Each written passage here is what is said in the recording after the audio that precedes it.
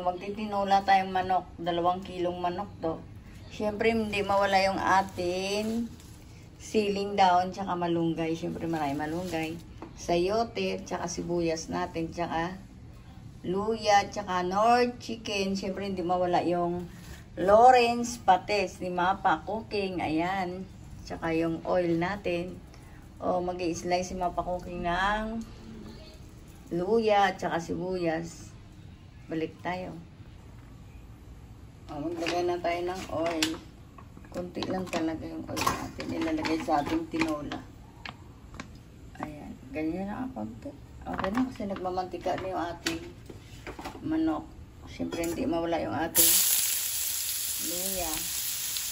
Maraming luya talaga. Para wala yung langis.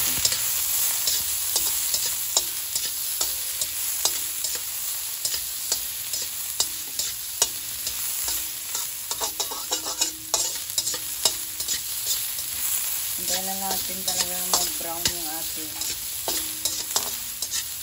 luya.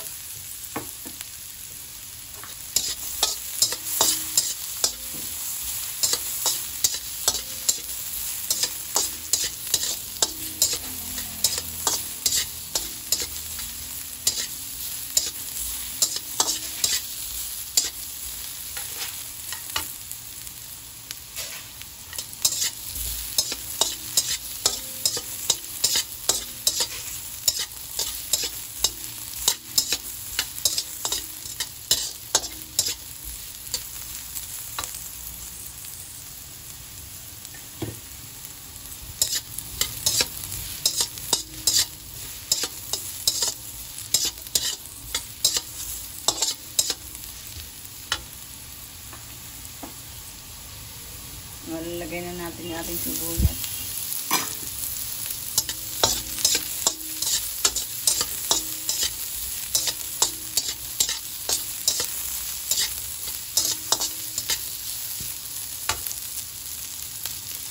O, lagay na natin yung ating manok.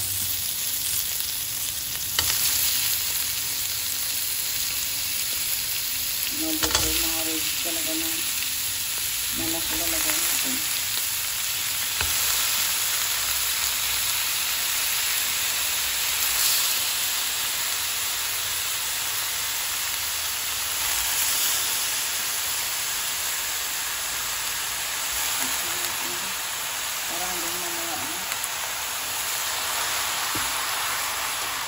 Siyempre, hindi mawala yung patis ni Mapa Cooking. Ayan.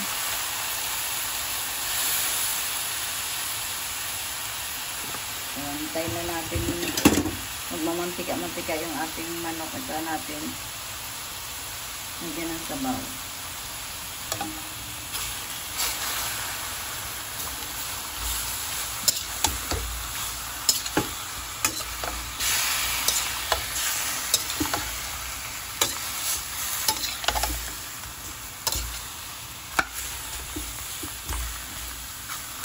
Balikan natin.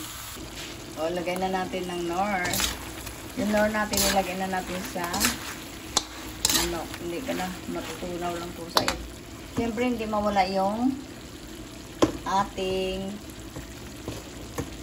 sayote. Maraming sayote. Ayan, si Papa Cooking, tinan nyo. Sayote pala, gulay na gulay na. Sabi ko nga si Papa Cooking, wala yatang araw na walang maraming gulay. Ayan. Siyempre, lalagyan lang natin ng water yan kasi nag-ano na. Antayin ko lang yung, nagpakulo na ako ng water. Sandali. Oh. May mainit na nakarito din ng si Mapa Cooking para mabilis na talaga yung pagluluto. Ay, tanghali na naman ako magluto. Ayan. Yung ating puno ito, talagang maraming sabaw. Kasi marami naman tayong manok din, marami rin. O, antayin na lang natin yan. Saglit lang yan, sayuti na lang yun maluluto. Lagyan natin ng malunggay tsaka daon sili. Balikan natin. Okay na yung ating tinula. Ayan. Tikman niya ni Mapa Cooking. Pero kalagay ko lang ng asin.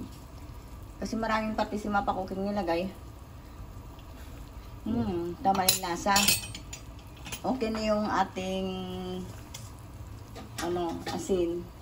May patis na yan kaya malunggay na lang ilagay ni Mapa ko. Tingnan mo. Maraming gulay na dahon na malunggay. Maganda yan kasi maganda yung malunggay sa katawan. Okay. Damihan nyo pag nagluto kayo ng tinulang manok. Kami pag nagtinula ng manok, 3 tali na malunggay, minsan 2 tali. Kasi masarap.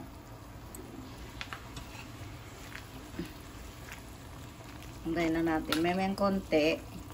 Lalagay naman natin yung ating siling down. Balikan natin. Okay na yung ating manok. O, diba? Ang dali-dali na magtinula ng manok. Tama lang talaga yung lasa. Balikan natin para sa down sili naman. Okay na yung ating malunggay. Lagay naman natin yung down sili. Tingnan mo. Si Mapa Cooking talaga may hilig sa gulay. Ayan. Mas maraming dahon. Mas masarap. O, diba? Tinula na. Marami pang dahon. O, okay. Saglit lang to. Pagka, luto na rin to. Tignan mo, maraming din sabaw. Kasi kailangan ng mga nagdi-deliver ko ng tubig ng sabaw. O, diba? Makain sila maraming sayote. Higupin ng sabaw na marami o malunggay. Malunggay. Tawag ito malunggay nga. Tama. Akala ni Mapa Cooking mali. Ayan, daon sili natin na panot na. Sayang naman. O, siyempre, hindi mawala yung ating sili. Kasi yung asawa ko, pagka, magsasawsaw sa ng sili na may patis, o di lagyan natin ng sili. Bigain niya na lang. Kasi yung apo ko naman mamaya, kakain. Hindi makakain yan pagka may sili na in-slice ko. Kaya yan, si Mapa Cooking palagi na lang nagugulay na hindi na pinipiga ang sili. Dati, palagi kami nagpipiga ng sili na sa ginigisa kong ulam. Ngayon, wala na. Kasi pag may apo na tayo, hindi na lalagyan ng maanghang. Ikaw na mag-adjust. Okay. Thank you sa nag-subscribe kay Mapa Cooking. Thank you for watching. Ayan, yung ating tinulang manok. Hello. Like and subscribe. Thank you for watching.